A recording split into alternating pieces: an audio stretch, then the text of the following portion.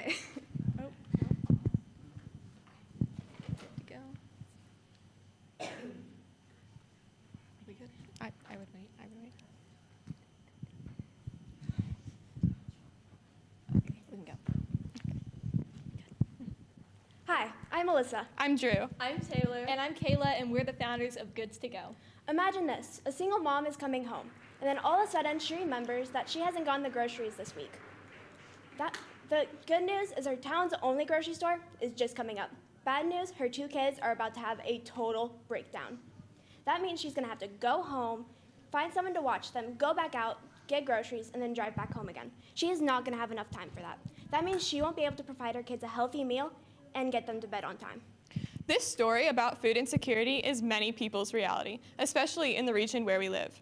Food insecurity is defined as being the state of not having a reliable source to fresh food that's affordable.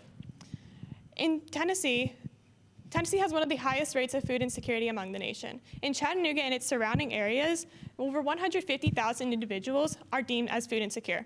Over the past 4 months, our team has been working on a product that makes fresh food more accessible to local communities, which regularly struggle to receive fresh food. That's why we have recreated our service, Goods to Go. Goods to Go is essentially a fresh food pickup service that will provide boxes of fresh food to consumers through mobile storage containers filled with food lockers. Basically, the service process will look something like this. An interested consumer can come visit our website to learn more and can find a Google form link to sign up. Through the Google form, the consumer can then select their desired options for their food box. We will send them a verification code and a lock code through email. And soon, the mobile storage container will be in their local area soon, where they can pick up their food box during a designated time period. With Goods to Go, we will have a 10-foot by 8-foot by 9-foot storage container that will house 20 lockers.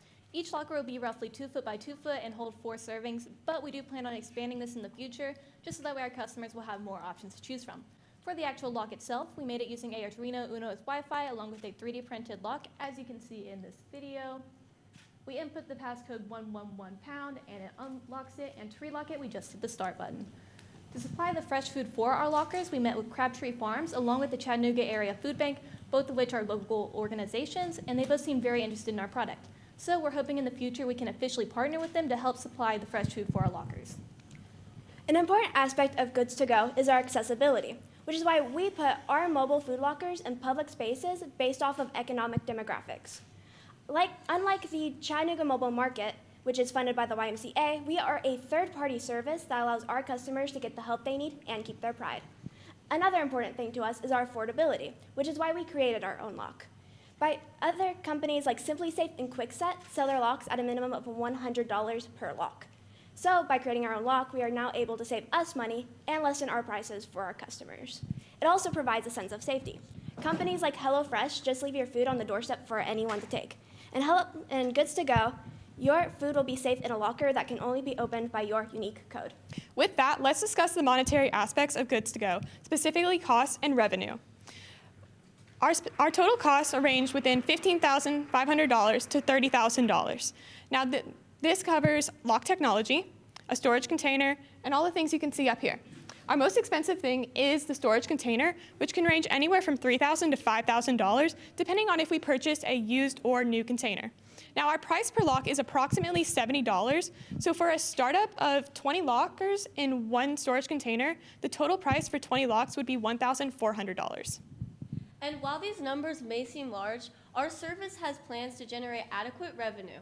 One of the ways we plan to do this is by putting paid ads on the outside of our storage container, our mobile storage container. And another way we plan to generate revenue is by creating subscriptions to our service. These subscriptions will depend on the donations that we receive from the food bank and also the prices of the food that we would purchase from, say, Crabtree Farms. But we estimate that a small size box would cost about $30 for the subscription. And in the future, we also plan to sell our functional lock design to other companies. With Goods to Go, our mission is to provide fresh food to local communities. One way we think we can improve our product is by decreasing the size of the lock on the back of the door. We also think if we had more time for an official soft launch, it would be very beneficial for us. One area we looked at was the Middle Valley area, which is where I live, and where through our research, we found that it was in fact infected by food insecurity. If we had more time to do this official soft launch, it would allow us to get local community feedback and help us improve our product. We are seeking an initial startup investment of $40,000 so that we will be able to create our first goods-to-go mobile food locker to help accomplish our goal. We hope that with our service, no one will have to see as getting groceries as an inconvenience. Thank you.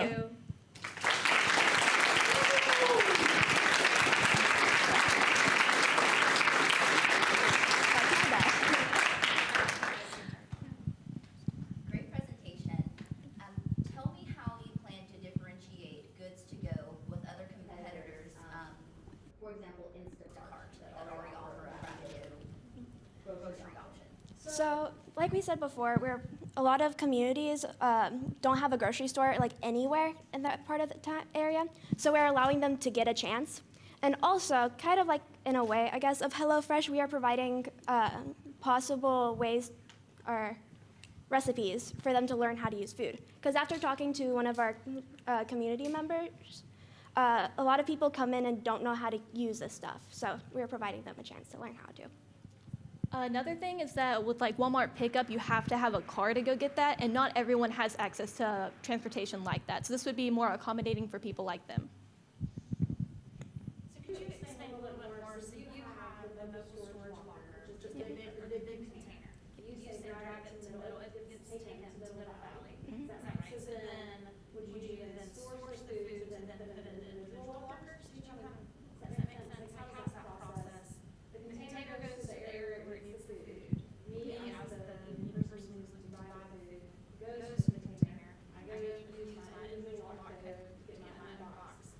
But how do you guys, what's the process of getting, say, from Crabtree and the recipes into the box? How does that process work? Yeah, so we actually had a few community partners. So we had, that we mentioned, the Chattanooga Area Food Bank and Crabtree Farms. So we've already met with them and we've already like connected with them. But what we would have to do to actually source the food is like reach out to them again and ask just for pricing and other details like that. And then once we got that like confirmed, then we could just source the food directly to the, like transport it directly to the lockers. Yeah, and so we would be able to take the locker storage container into wherever their like storage hub facility is, load up the food, and then take it out to, say, a church parking lot and park it there and run it off a generator or electricity that is sourced from wherever we have it, and people can get their groceries. And in the future, we are hoping with our smart lock to be able to send a notification to whoever's working at the truck, or I guess us. So whenever someone picks up their food, we now know and are able to restock it for the next person. Talk to me a little bit about how you plan to keep food preserved in the lockers. So I saw AC units. Do you have to have access to power, electricity, or generators, or how will that work? Yeah, so at first we would have to have access to power no matter what, because it will be insulated with R13 insulation, and then it also will have a AC unit running through it so that it's constantly staying either cold or warm. We'll get a heater, and it will have a humidifier in it to make sure that the fresh food is, staying nice and fresh. And it will have to be, like I said, sourced through generator or power source. We were thinking that we can source this through say a church parking lot. And we can have either an extension cord, or we can run this through a generator. And then in the future, we could work on getting solar powered trucks and stuff. Yeah, and we also looked into, so for different fresh produce, like the time that it would stay fresh would obviously be different. But we did find that most fresh produce will stay fresh within the 3 to 4 days that we will be keeping the food within our locker, if we keep it at room temperature with the AC unit.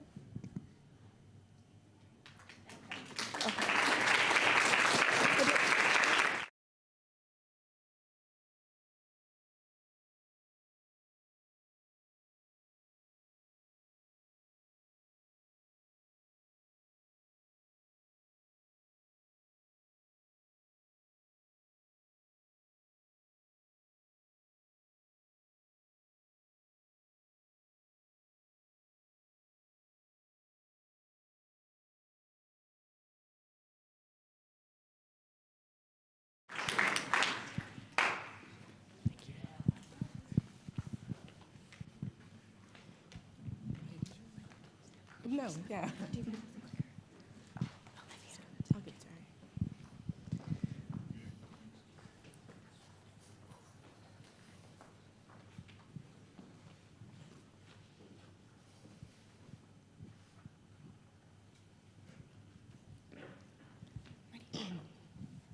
I wish I could talk about my periods. I wish periods weren't so painful. I wish I didn't have to miss school because of my period. I wish my period wasn't so embarrassing to deal with. These are all real testimonies that we heard from our community partners throughout our research. I'm Solana, and with me I have Alyssa, Olivia, and Amy. Every month, 1.8 billion people across the world menstruate. However, this continues to be a highly stigmatized topic, leaving many menstrual health needs unmet. That's why we created the period patch. We sought to answer the question of how we might alleviate the discomfort of menstrual cramps and their interruptions to daily productivity. And Period Patch is our solution to ease these pains. Period Patch works to minimize menstrual cramps by applying pressure to specific pressure points along the body. They can be placed at the inner ankle, the lower back, and the lower stomach. They are small patches made of a silicone adhesive bandage, a body-safe resin bead, and a pulled tab for easy removal. And to apply, simply peel off the protective film, use our instruction card for location placement, and press on. And to remove, pull the pulled tab for a painless removal. Each of these patches is waterproof and can be worn up to 72 hours. We found that period cramps alone are the biggest interruption to daily productivity during the menstrual cycle. With this in mind, our product is designed for really anyone looking to ease these pains and minimize these interruptions.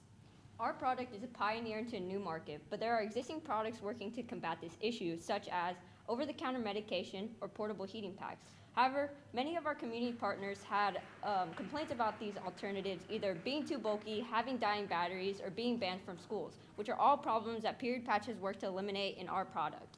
With our slim and sleek design, Period Patch can be placed underneath any type of clothing inconspicuously while not interrupting any daily activities. This also provides our customers with the freedom to place the patch along their body in the place that they deem is the most comfortable and effective spot for them. Our patch can be used with any other menstrual care products, and its lack of electronic components diminishes any anxieties or worries towards short battery life or portability. And our mission is to provide accessible and innovative period care. And the first step in this process is to create an online presence via social media. And we plan to do this, and it will help us to create an online audience of interested customers, and which will help us continue to be successful as we start our distribution process. We decided that the best path for the period patch was indirect distribution, so selling through intermediaries. Selling through stores like Amazon, Target, or even local pharmacies like Walgreens allows for us to keep our product accessible while also reaching a wide range of people. This also gives our customers the convenience of being able to buy our product right alongside any other menstrual care needs that they need to buy. Our product's design was guided by students' issues and students' testimonies, but most of all, students' stories. So as we continue to prototype our final idea, we hope to get it back into the hands of these same students. Our market price for a 6-pack patches is $8.99. $3.54 of this is our cost for materials, which leaves us with a profit of $5.45. This is significantly more affordable than $11 for over-the-counter medication or $25 for a portable heating pack. This allows Period Patch to be more accessible for all types of incomes. And today, we're asking for a starting investment of $100,000. This provides us with the resources to create 12,000 packs of 6 patches, which is approximately a year's worth supply for 1,000 people. And $50,000 of that investment would go to marketing and distribution costs. And we plan to do marketing via social media ads.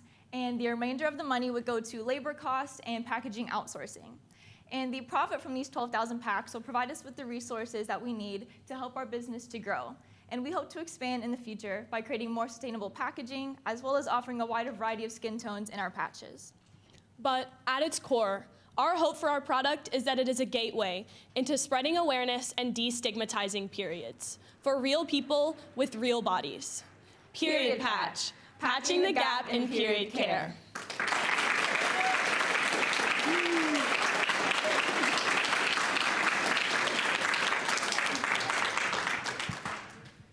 Great presentation. So I heard about your $100,000 investment, additional investment will go towards production, marketing, and labor costs. Where are you going to find the funding to test the product in terms of market research from the FDA requires? Before you put any promises on the period patch, you need to have some data that reflects the effects of it. So I did hear that in that additional investment. How do you plan to pay for those expenses? we could start by kind of doing kind of like a soft launch, but just getting a lower starting investment from just more local community partners that we have been continuing to work with as we created this process. And what'd you say earlier? Yes, and sorry, I'm sorry.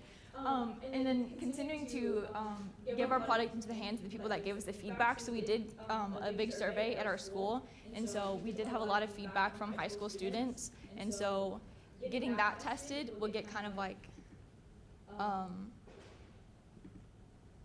just kind of like work out the kinks of everything, and then that would get sent to the FDA for approval, which we would then use our bigger investment to actually start like bigger distribution processes.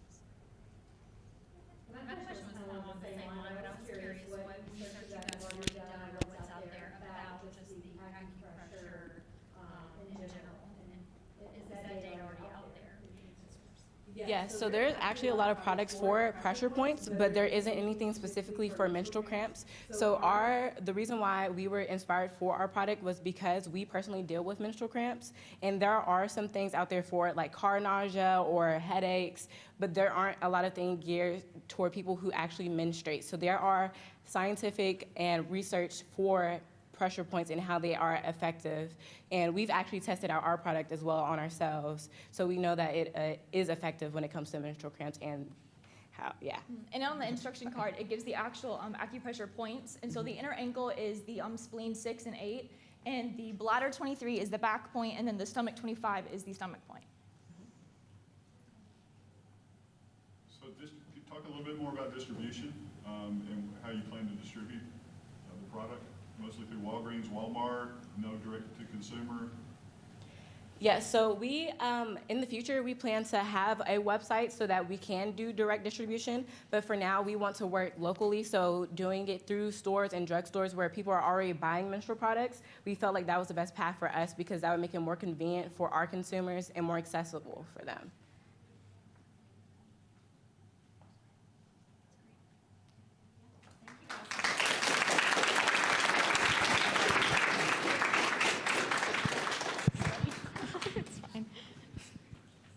Such a clever and amazing product, guys. Thank you. Next up, we have Devin Beach, Will Cameron, and Osvaldo Rocha with a business that helps households easily dispose of chemical waste.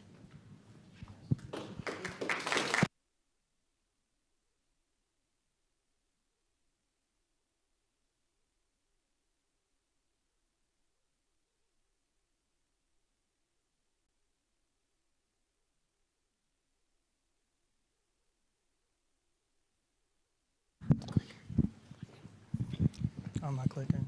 I don't know how to use a clicker. You don't? Okay. Start out, thank you. And we're actually down 3 members of our group, so forgive us if you notice us looking at our notes. But anyway, I'm Osvaldo. I'm Devin. And I'm Will. Let's be honest with ourselves. No one likes pollution, but a lot of us don't know how to control our own personal production. However, there is an aspect of your personal pollution production that you can control, and that comes from your own home. If you are like most people, you really don't know how to properly dispose of your hazardous waste in your own home, such as batteries and oil and paint, things like that. But if you really need that kind of help, you should call the chem catchers. Did you know that on average, a home in Tennessee can produce up to 20 pounds of household chemical waste a year? This waste finds its way into runoffs, which go into the Tennessee River, negatively affecting our environment. And if you don't mind, can I ask you a question here on the end? Let's say you have excess oil or excess paint, and you're not going to use it no more. What do you do with it? I put it in my garage and I forget about it. Okay, so let's say you were wanting to get out of your garage. What would you do with it then? I don't know that I know the answer to that. Would you throw it away? I would probably throw it away. Did you know that if you get caught doing it, you could get fined up to $500 because it's illegal? That is why you need the chem catchers. Our product was designed to help with this problem. We draw inspiration from products like DoorDash because we appreciate the convenience of being able to order someone to come to your own home. We will be able to, consumers can order a driver to come to a predetermined location, and that driver will come, pick up that hazardous waste, and properly dispose of it. By disposing of this hazardous waste in the proper disposal facilities, the negative impact on the environment will be significantly reduced. That's my part, right? Yeah. Our largest and only competitor is WM At Your Door Special Collection Service. This service can collect customers' waste through a no-contact pickup. One advantage of our service over WM is that you do not need fully sealed chemical containers in order to pick them up. For example, let's say you have a bottle of bleach without a lid. This does not pose a problem for our drivers or customers, as we have specially designed our container so that it can be used to store the liquid safely and seamlessly. Another advantage of our service over WM's is that we collect medicine. We understand that people may have old and expired medicine that they want to be picked up, but aren't sure how to deal with the inconvenience of leaving their own home. Our container has a compartment which is specifically designed for medications, creating a convenient way to dispose of them. Oh, I'm sorry. Another distinct benefit of our product is that it is available in the Chattanooga area, which is where we will do the initial rollout of our business. We will start by advertising locally to give us a boost in customer base, such as posting ads at our local waste facilities. We will also be performing the pickup and delivering on our own, as well as fabricating the storage containers. Once we start making a profit, we will use the money to launch our app and further produce containers for our drivers to use. From there, our goal will be to advertise our business on a larger scale.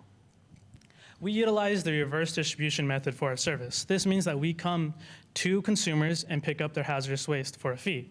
We then dispose of it properly. Consumers will be able to use a website to pick up, to make appointments for our drivers to come and pick up their waste. Our drivers will work directly under our company, under contract, and be trained by us. They'll be paid on a delivery-by-delivery basis. To start up our business, we are seeking $2,500. With our containers costing $100 a piece, this would allow us to make 20 containers, hire enough drivers to transport the waste, and leave us enough money for ads, such as we will have targeted Google paid ads, which will attract consumers to our website, and then, like I mentioned earlier, have advertisements posted up at our local waste facilities to also attract customers. These advertisements are relatively inexpensive and are very effective at attracting customers.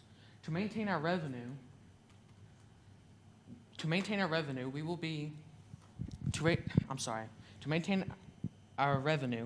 will be based off of the fees in which the consumer pays.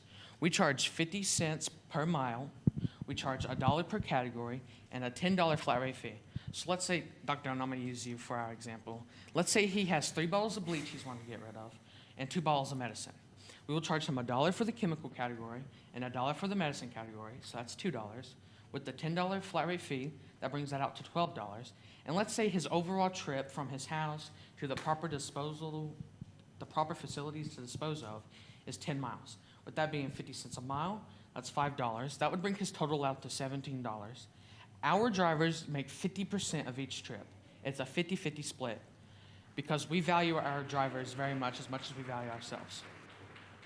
So for that trip, they would have made $8.50. Now, we also are doing a thing on our website where, let's say Dr. Donan does his, he pays for it, and if he was to recommend us to a customer and they pay for us, he could get his next trip completely for free. And if you don't mind, pay attention to the screen. One of our members that isn't here today made us a video to show you just how easy it is to set up an appointment. Mute the mic.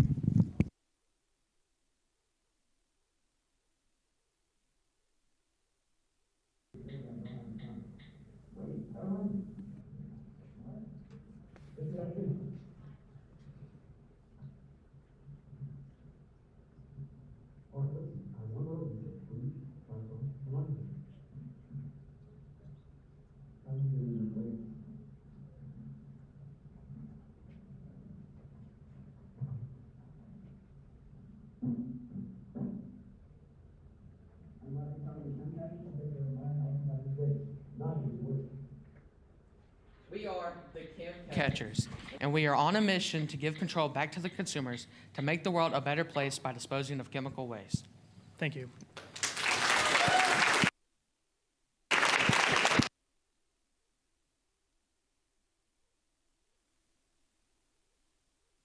Are the containers reusable, or is it No, they are reusable, yes. So how will you recycle the containers? So if you see, we have bags. These are bags that are chemical resistant that is attached here. Once it gets filled up, you can take the lid off, leave the bag in there, and then properly dispose of it. So what our drivers would do is they would undo this, lift it off. They would cut the end of the bag and then pour whatever chemicals in the proper places that they need to go. Is there any risk to the homeowner or your driver to handling these chemicals? Whenever we were talking to a biologist with the Tennessee Department of Environmental Conservation, he was warning us that there could be, but whenever we're training our drivers, they know not to mix chemicals and everything, so it should not be a problem whatsoever. Where do the chemicals go to be properly disposed of? So, do you want to answer that? Or? Yeah, there are multiple areas around, usually most cities, most towns, that have specific places for you to drop off certain things. I know in a courthouse near where I live, there's a medicine drop-off. Most pharmacies have a medicine drop-off.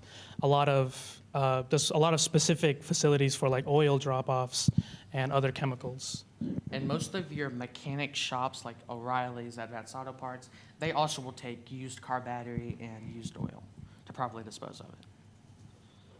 Did you tell us how much it costs to make all of that? It was roughly $100. Okay. And then how many drivers do you anticipate having? So we intend to have a driver with a 5-seater car to carry 5 of these, because we understand that one person may have a bunch of stuff they want to get rid of. So that's why we would have one person driving 5 of these. And depending on if we have one car with only 1 or 2, I would say roughly 8 drivers per se, I would say.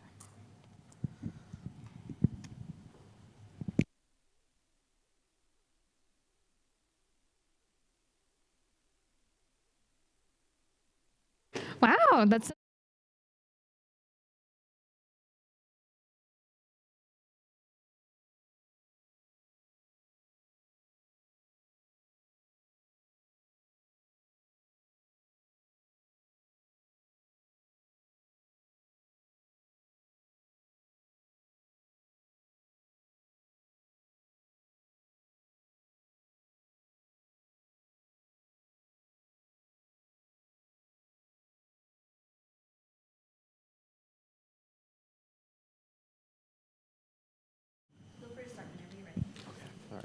Hello, we are Revamp and Repurpose. My name's Emery. I'm Jack. I'm Zarish. And I'm Jocelyn. And we appreciate you all coming out to listen to our pitch today.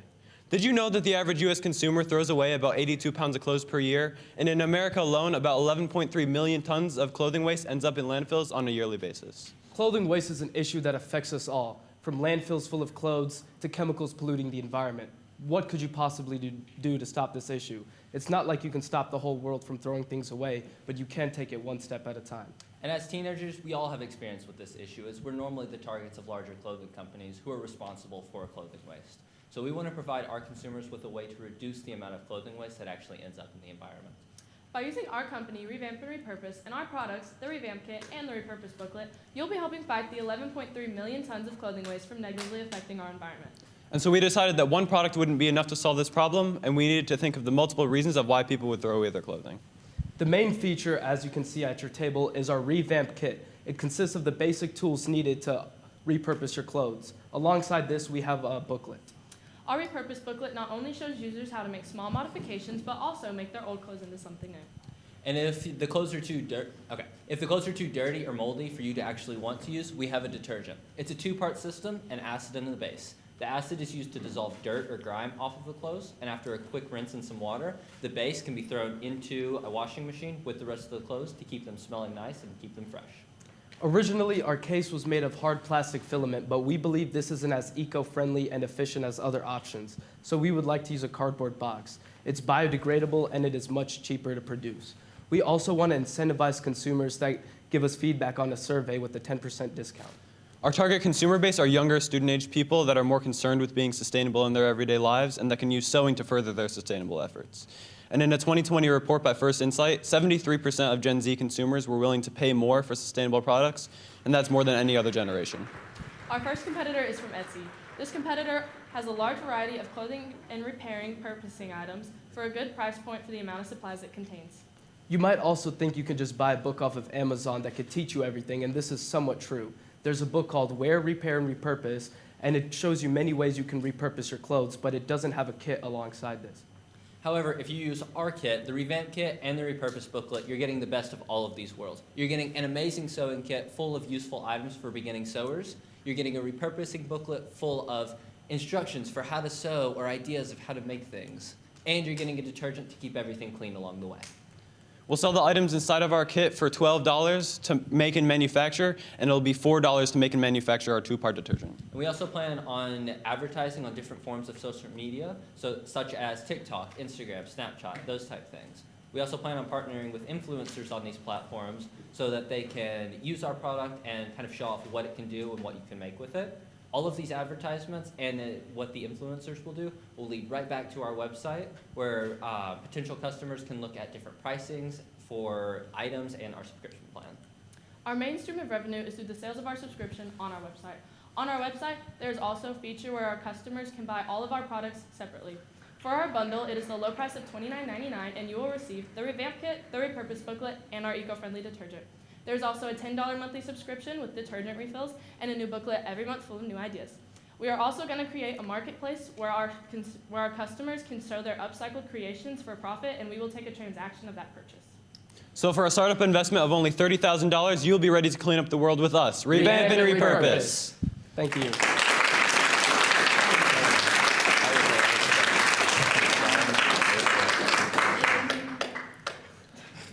Great presentation. So your initial startup investment is $30,000. Can you itemize how the $30,000 will be spent? All right. So most of, about half of that will be put into equipment to make and print out the boxes for our the cardboard boxes for our kit, and then the other half of that equipment cost will be for containers and other sort of equipment like a fume hood to make our detergents, and then package them up, and then the rest of that will be for labor costs and then for shipping costs and our advertisements. What does a customer get for a subscription? What's involved in a subscription? You get a detergent refill and a new booklet every month full of new interesting ideas.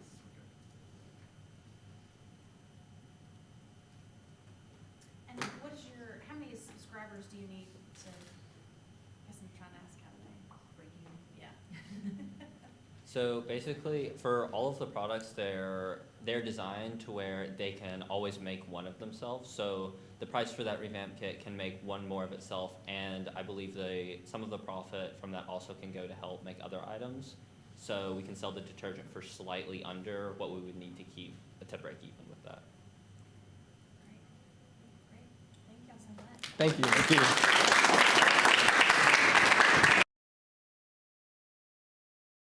Really impressive. Thank you.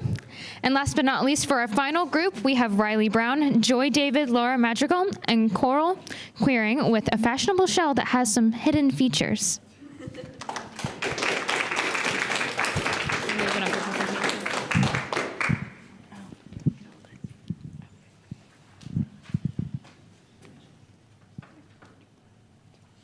Hello, everyone. Thank you so much for allowing us to present to you today. My name is Joy. I'm Riley. I'm Laura. And I'm Coral. And we are Shell, empowered women empowering women, making the alone feel safe together. Imagine you're in your car alone late at night and you're downtown, when all of a sudden a man comes up to your window and asks if you have any money. You tell him no, and then all of a sudden 3 more men come up to your car, banging on the windows and pulling at the door handles trying to break in. This story is known all too well by 17-year-old STEM student Olivia Gonzalez. When we spoke with her about this issue, she reported that she felt unsafe and alone in this situation. 81% of women nationwide will report an assault or harassment sometime in their life. We sent out a survey among STEM students, and the majority reported they faced the most harassment between the ages of 11 to 14. They also reported that they didn't feel comfortable having police involvement or using self-defense weapons. We created the Shell Necklace to avoid these issues and solve the problems at hand, and try and empower these women after the situations they've been put into. So since we're focusing on younger audiences, especially girls under the age of 18, one of our main priorities was to create a nonviolent solution to this problem. When we talked to girls, they said that they often feel unprepared to use these violent weapons in a stressful situation, and these tools also force them to wait until the situation has escalated rather than being proactive. Another problem we wanted to address with our solution was that these street harassment cases, if they do end up escalating, are really difficult to take to court because it just ends up being one person's word against another's. So we wanted our solution to include some method of evidence collection if that's needed later. This is our solution shell, a discreet yet fashionable jewelry item that is connected to your phone via Bluetooth. During an emergency, it'll connect to your contacts where they can see your location as well as start a recording that will be saved to your phone. In the future, we will start to recreate new designs in order to recreate our customers' personal style.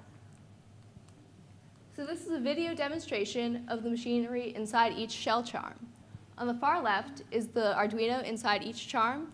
Next to that is the shell user's phone, and on the far right is their emergency contacts phone. As you can see, when the button is pressed on the shell device, the shell user's phone sends a message to their emergency contact saying that the device has been activated. In response to that, the emergency contact automatically replies, triggering the shell user's phone to start an audio recording and reply back with a message with their location. This picture on the bottom is a shell recording as it would be found in the Shell app.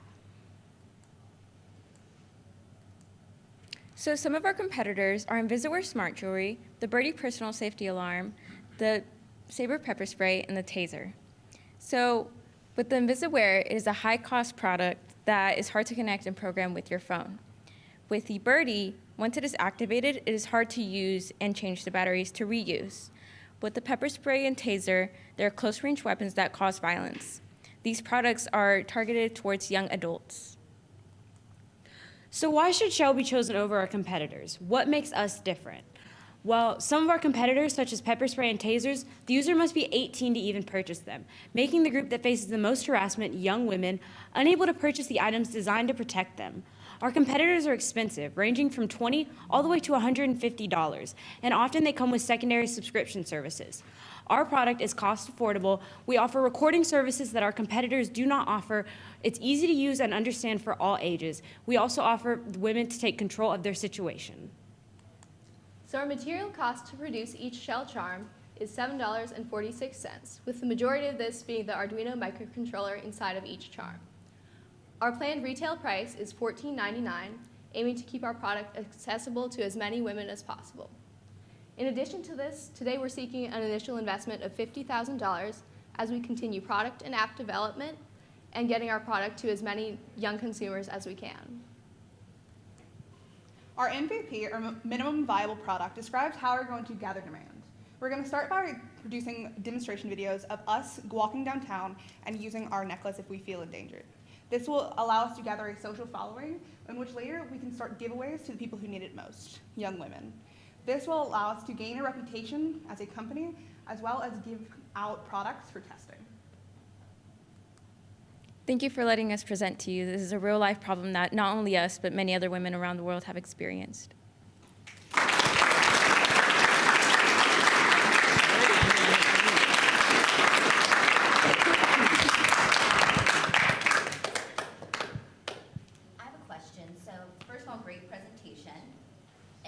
Of the technology in the application, will the location, is it a pinpoint or is the subject geomapped? If she were to move, will the technology allow for her to be followed during using the application?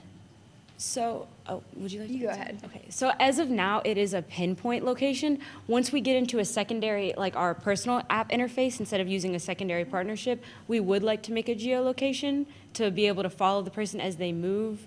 But as of now, it is just a pinpoint location. And one great thing about a pinpoint location is that if, in case there is an altercation, there is significant evidence that an altercation has occurred at this specific spot.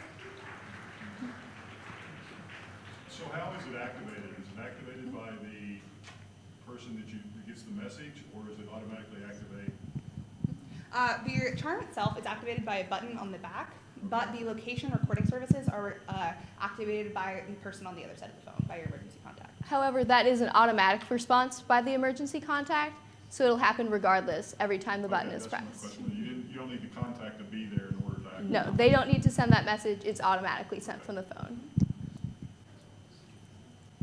In terms of an emergency response, what type of information is required for your emergency contact to relay to emergency services? You have the location, you have the victim, but what type of response does your emergency contact know to send out to that location? I mean, have you piloted this out with emergency response, is my question. One of the main things that we have heard from the people that we have interviewed was that they don't feel comfortable with police intervention from many different types of harassment not being taken seriously, or just a general unsafety with police. Okay. But it is one of the things where make sure that the emergency contact knows you are, and with them being under 18, them going to there. So our product isn't really a replacement for calling 911 if it is an active harassment or abuse situation occurring. It's more a proactive measure when you begin to feel unsafe. Thank you all so much.